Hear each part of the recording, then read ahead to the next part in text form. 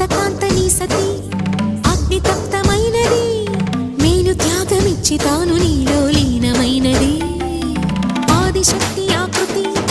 అద్రిజాత పార్వతి తానువైన ప్రాణధవుని చెంతకు చేరుకున్నది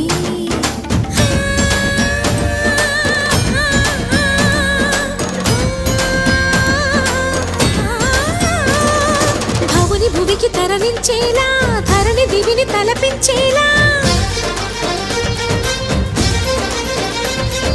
రసతరంగిణి లీలా ఎదిని నృత్యరతుని చేయగలిగే వేళ భరత వేదముగా నిరత నాట్యముగా కదిలిన పదమిది ఈశా